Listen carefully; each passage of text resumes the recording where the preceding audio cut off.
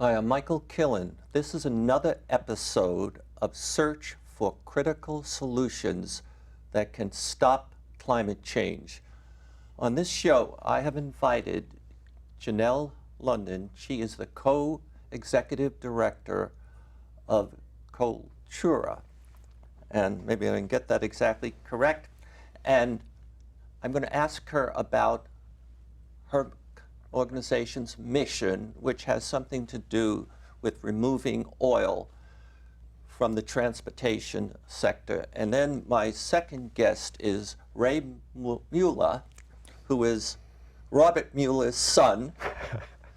And he's also, but it's a different Robert Mueller. Yeah. And he is the mayor of Menlo Park. Janelle, how are you? Good, thanks. How are you? Am I correct? The mission of your nonprofit is to help develop policies to remove gasoline from the transportation sector. Why the problem with gasoline? Well, the mission is to accelerate the transition away from gasoline to cleaner alternatives. And the reason is that gasoline is the single biggest source of carbon emissions coming from human activities. So, for instance, in California, it is the vast majority of the source of our carbon emissions. It's 41% of our total carbon emissions from various economic sectors. And the vast majority of that is coming from our cars and trucks. Okay, so you just quoted some numbers for the state of California. Maybe the team, I have 50 people behind these cameras, maybe they could bring up the slide that has those statistics for California. But what about the entire United States? What percentage of greenhouse gases is emitted from the transportation sector? Yeah, so in the whole U.S., also, transportation is the biggest sector for carbon emissions at 29% of the total. And again, our cars and trucks are the single biggest portion of that at 60% of the total. Okay. Now, your mission is to help develop, promote policies, I guess across the United States? Yes. That in various ways helps reduce gasoline and diesel, I guess. Yes. And what are some of those policies that your organization encourages? Maybe you could give me one, two, or three of them? Sure. I can. There's two major ones that we're focusing on. So the first one is at the state level, and we're focusing on two states right now, California and Washington State. And the policy is called a gasoline phase-out, gasoline vehicle phase-out. And what that means is when you would go to buy a car, let's say in 2030, buy a new car, it just wouldn't be a gasoline-powered car. It would be a car powered by no emissions, a cleaner alternative, probably an electric vehicle. Okay, that's one of the goals that's part of your strategy. And let's see, you picked two states that are somewhat of a leader in trying to do something with climate change, California and Washington State. And do you have another policy that you're trying to support, encourage widespread acceptance? Yes. So while states are an excellent place to start with this kind of policy to phase out gasoline sales, there's also a lot of opportunity at the city level to really make a difference on reducing gasoline use. And one of the first policies that a city can enact is to require that all its public vehicles, its city vehicles, no longer be gasoline vehicles. With cities' vehicles, they have very predictable use patterns. They can charge every night. There's no reason any city's passenger vehicles their new vehicles should ever be gasoline vehicles again, starting even now. All right, you brought up local communities, cities, and we have a mayor here, the mayor of Menlo Park, and I'd like to ask Ray, you run that city, don't you? You and the manager of the city. Right. What have you and the government of Menlo Park done to try to help promote less gasoline in the transportation sector?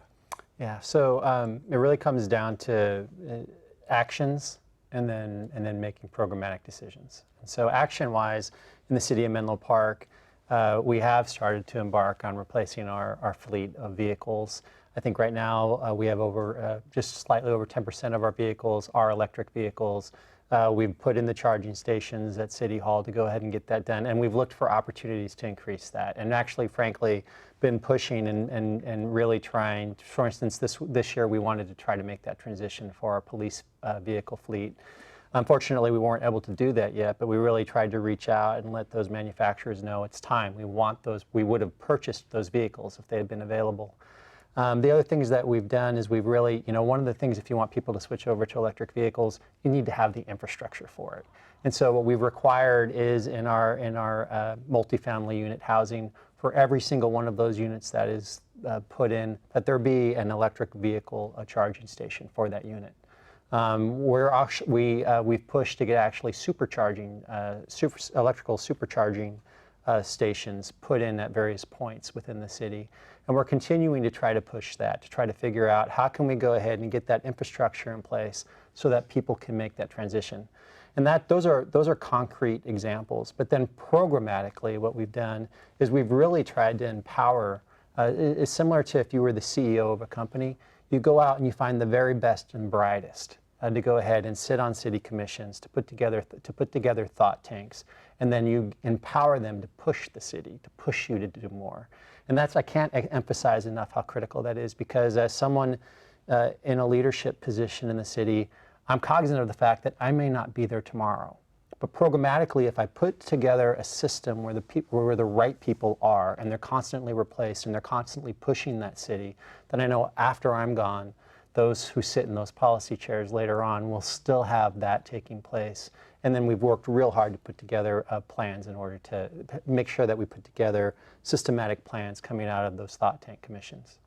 So putting an infrastructure in place to support electric cars, buses, and vehicles, that is really a fundamental thrust of the city of Menlo Park. Mm-hmm. Okay, I think that's a good one, and I've seen some charging stations near the park, near the police station, and that's the main place, though, where the charges are. So we have been pushed to actually get them also into our commercial center. So up in Sharon Heights right now, we worked with Tesla to get supercharging stations put in there behind Starbucks. And we're looking for other opportunity zones like that. I was just talking with Janelle beforehand. And really the very next step is to go ahead and to put in signage to tell people, similar, if anyone's ever driven the freeway, going down the freeway, everyone knows where the next gas station is. There's signs telling you where that gas station is. To have those same types of signs internally to the city and externally in the city works twofold. One, they let you know where to charge your car, but two, they tell people there's infrastructure here for you to make this decision. Sure. So do you envision putting signage on 101? Absolutely. Yeah, I think we need to do that, and I think we need to put it internally in the city so that people know. So I think one of the, psychologically, when you go to make that purchase of an electric vehicle, one of the questions you ask yourself is, will I be able to charge it? Yes, and I think we have a slide that Janelle provided us of, charging stations around the state, I guess. Maybe we could see that slide. If not, Janelle, you listened clearly to what he said. What do you feel is the most important goals or initiatives that he just mentioned? Well, I think he's exactly right that especially in multi-unit dwellings, people need a place to charge their car overnight.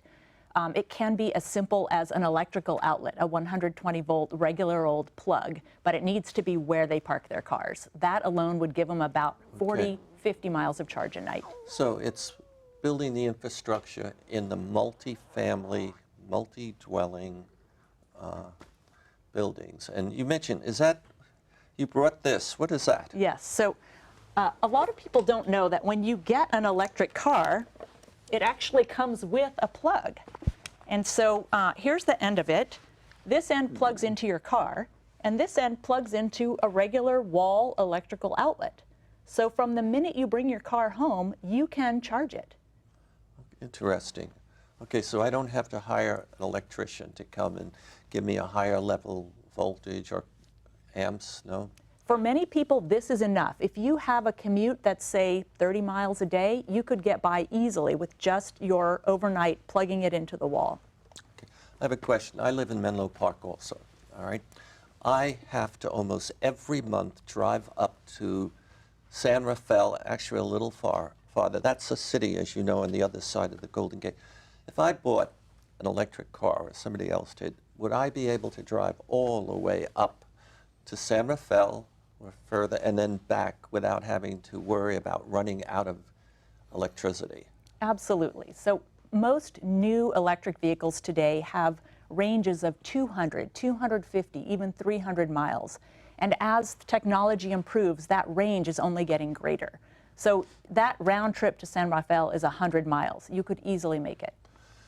If I want to know where charging stations are along the way, can I get on the internet and find them? Yes, you can. So there's an app called the Plug Share app that all EV owners know about. And it tells you where the charging stations are and which ones are available and how fast the charging is. I think what keeps a lot of people from going out and buying or leasing an EV is costs. What does it cost? What are some of the deals that are out there? What are some of the rebates from governments? Could you put some of that into perspective that help Sure. our viewers know how to go about getting the rebates and what exists and what doesn't Sure. exist? So one thing people need to know is it's actually cheaper to own an electric vehicle than it is to have a similar gas car already. What's a similar gas car? Well, a recent study came out that showed that a Tesla Model 3, which is an electric car, is cheaper to own for 5 years than a Toyota Camry. Yeah, I'm familiar with that car. I almost bought one once. It really is cheaper, and this has something to do with you don't have to buy so much gas or any gas. Is that it? That's right. The fuel costs are much cheaper. There's almost no maintenance on an electric vehicle. It has about 20 parts versus 2,000 parts on a gasoline vehicle, so very few parts to break down. And the Model 3 holds its resale value much better than the Camry. Oh, interesting.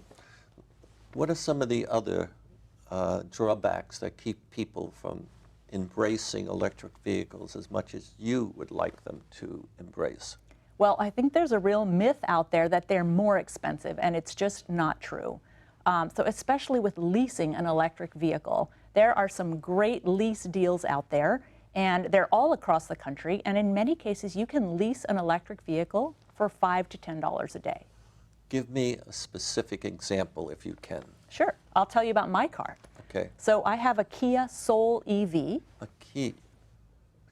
Say the name again. Kia Soul EV. Yeah. That's an electric vehicle. It gets about 140 miles per charge, and we're paying $139 a month. $139 a month on your lease payment. Yes.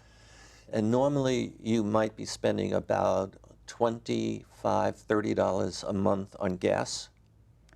We pay very little. I mean, it's, so my husband's able to get to charge the car when we're at his workplace. And when we're not doing that, we just plug it in at night and wake up the next morning and we have a full charge. How much gasoline do you save, money do you save every month, roughly? Okay, it's all right. Maybe 40, 50, 100 bucks. I have no idea. I don't Okay. have to worry about it anymore. So you just told us the monthly lease payment. What was the down payment? So the down payment was $3,000, and we got all of that back. So the state of California writes you a check for $2,500. You're kidding. Nope, I'm serious. And Pacific Gas and Electric, which is our utility, wrote us a check for $500. So you got $3,000 back, which matches the down payment. That's right. That's painless. Yes, yes. And then you just have to be concerned with the monthly payments, which is not an awful lot. And that's even less when we add in how much you're saving from not having to buy gasoline, and maybe also there's some maintenance, less maintenance. Is that right? Yes, there's no oil changes, there's no spark plugs, nothing to break down. The only maintenance is rotating your tires. Okay, so if I wanted to look for more leasing deals, where do I go? There is a fabulous website called, it's a complicated URL, but it's ev-vin.blogspot.com. All right, for our audiences, have your pencils ready. Would you say that again, please?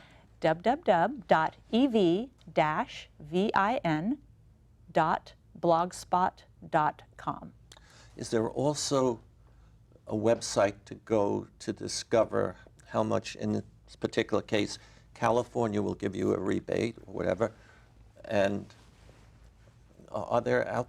Yes. What would that be? Well, the site I recommend is ours, cultura.org, and we have a whole section on EV affordability. Okay, very good. And I'd like to go back to Ray for a moment.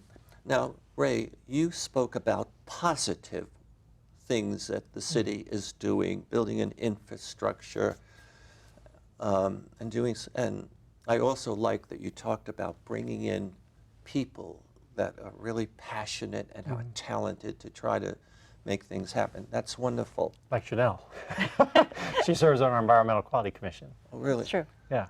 But are you or maybe you could speak about some negative approaches, cities, states, countries, steps they're taking to help encourage us, maybe not even to buy a car, but certainly not to have an electric vehicle, like, for example, shutting down all of downtown in maybe London, whatever downtown is in London, and not permitting gas cars. And then there's some countries, I think, that have said by a certain year, we won't let any gas cars be on the street. But maybe you have some specific examples about what's happening with other countries, states, or cities that you'd like to share to discourage the use of gas cars. And then I'll ask Janelle to add to that. You know, it's funny, I don't necessarily, maybe I should, but I don't necessarily think of it as trying to discourage the use of a gas vehicle, but rather encourage an alternative use. And so,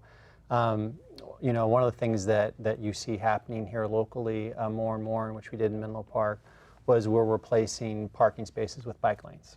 And it's things like that, where what you're doing is you're basically, so, and I can tell you as a result of that, like in terms of myself, I've reduced my personal driving of a vehicle by about 40% on single vehicle trips, instead riding my bike. Oh, really? So you ride your bike to Stanford? I think you have your day job? I ride my bike, and I ride my bike to, this morning I had an event down in Bellhaven on the other side of town, rode my bike there. If I have a single vehicle trip, I ride my bike, and I've gotten used to doing that. And it's amazing how many single vehicle trips, single occupancy in that vehicle trips add up if you're looking at a distance like that. For this year, for Father's Day, my wife gave me a basket for the bike so I can go grocery shopping. It was nice of her. Yeah, it was great, and they all thought it was a great present, and I love it. But it's little things like that actually, that as you do that, you encourage people to go ahead and seek out that alternative route. And so one of the things that we're looking at now is there a way that we can work with our gas stations to try to figure out how we get EV chargers actually into those stations and start that transition. But I don't, you know, it's every time you take a step like that, there are certainly people who get who come out and are concerned about that. So yeah, it does take political courage, and the way you deal with that is you build up that group of thought leaders. You find that group of stakeholders in your city who are supportive of that, and you empower them to share those stories. And it was funny, I was talking with a person when we went and took away the parking along Santa Cruz. We put in sidewalks and bike lanes. I had a longtime resident who I play basketball with on Saturday mornings. He told me at the time we were doing it, he thought we were crazy. He said, people are going to hate this, you're crazy, it's political suicide. A year later, he came to me and he said, my brother and I walk that sidewalk every week, and it was the smartest thing he ever did, and I was wrong. And so. Okay. So one of the things the city has done that sort of discourages, but we see it in a positive way, the use of cars, the positive, get rid of parking spaces and replace them with bike lanes and encourage people to use their bikes for short trips, right?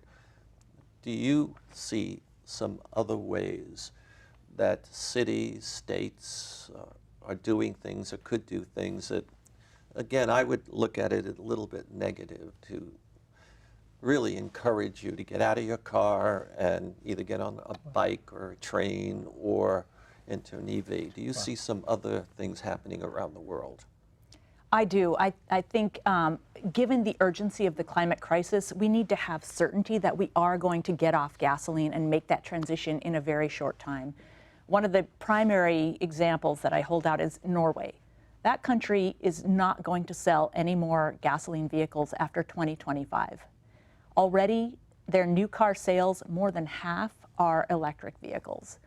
And they've managed to do this by incentivizing it. They, first of all, they've put chargers everywhere. There has to be plenty of charging. And then they do not tax electric vehicles, and they tax the heck out of gasoline ones. So they're tipping the balance and making it more attractive to go electric. What about India? Are they doing something India's like that? working on it. They have a lot of two-wheeled and three-wheeled vehicles, and so they are working to electrify their three-wheeled kind of tuk-tuk vehicles. Did you want to add something here? Well, I speak as a local elected. So locals, my hands are kind of tied against things like that. But one of the things you see taking place in California on this is gasoline taxes. I mean, typically the way that you see this implemented here in the States is you'll add a tax to the use of that vehicle, and to go ahead and you'll use that for some sort of alternative transit, or you'll offset rebates for electric vehicles. And typically that's what we see at the state level. The other thing we do, frankly, in California is I take very valuable parking spaces away from your standard vehicle and give it to an electric vehicle charging station. Okay. So. Now, one of your colleagues, Pat Burt, who was the mayor of Palo Alto. I respect him immensely. Pat's a great public servant. Good. He likes you too. Yeah. Really. Pat, at an event I was at, said something about getting rid of the parking spaces. He says, well, do you have any idea what it costs the city of Palo Alto to have parking spaces? If we can get people out of their cars on bikes and scooters, we don't have to spend so much money on building these buildings with parking spaces. Yeah. Anything. Now, I want to ask, what do you think of, are we going to get to the point, well, first of all, what's the United States government doing to encourage people to get into electric vehicles? Well, that's a and get out loaded of question. oil? Yeah. I know. Under the current administration, we're actually moving backwards on electrifying our vehicles and stopping using gasoline. But at the state level and city level, we're seeing some real progress that I think will ultimately pave the way for when we have a new administration quickly accelerating this transition to electric vehicles. What do you think about the fact that in France,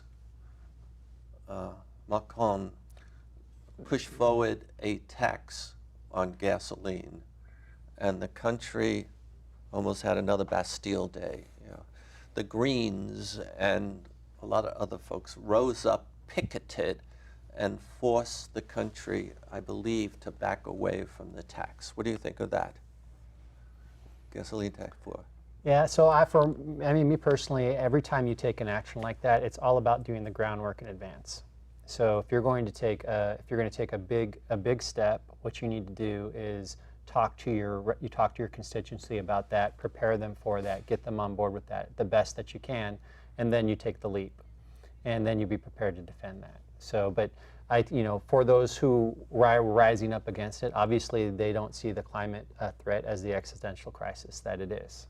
And so at the end of the day, but I think it's also fair to say that they don't see it to the extent it is, but also the people who rose up against it, a lot of those people were out of work, unemployed, and had other issues that were confounding. And so if you're going to do something like that, you still have to also make sure that you would address the root of the problem. The root of the problem there wasn't the tax on the gasoline. The root problem there is the unemployment figures in France. Sure. And so how do you go ahead and help that constituency? So. Okay. By the way, the big environmental firms like the Sierra Club 350, the Greens, are they pushing to get us out of the dirty cars, which I think you relate to smoking like cigarettes that give us cancer? And are they encouraging getting into the EVs? Yes, absolutely. So we actually are in a coalition with them. We're leading this coalition of some of the major environmental and health organizations and growing that coalition, and they are very much on board with this. It's not their principal focus. They have many areas of focus, but for us it is the main and only focus. But they are on board. What do you think about them? I think they're amazing. So yeah, we are very lucky to live in a county with, our two counties, San Mateo County, Santa Clara County, where we have as many environmentally focused nonprofits helping to push really good thought leadership on that. Now, San Mateo is one of the counties in the world that has called it a climate crisis that we face. Mm-hmm. Will you do that in Menlo Park? So we are going to come out and call it a climate crisis, but I would point out that earlier this year we actually on Earth Day put forth a very strong resolution. We didn't call it we didn't use that verbiage, but we adopted a measure saying by 2030 we expect to be carbon neutral. Okay, good. We're out of time. Just 1 second. Hi, again, I'm Michael Killen, and in Menlo Park on December the 3rd at Art Ventures Gallery, that organization will present a retrospective of the work of artist Harry Cohen, who passed recently. And Harry Cohen is clearly one of California's greatest artists. Art Venture Gallery, December the 3rd starts the event. I have the task of playing curator of that event, but I hope to see you. And I'm going to invite both of these guests to be kind and come to the event and share their thoughts with the audience. Again, I'm Michael Killen. My guest is Ray Mueller and Janelle London. Thank you. Thank you. Thank you. Thanks a lot. You're welcome. Just stay a little while longer.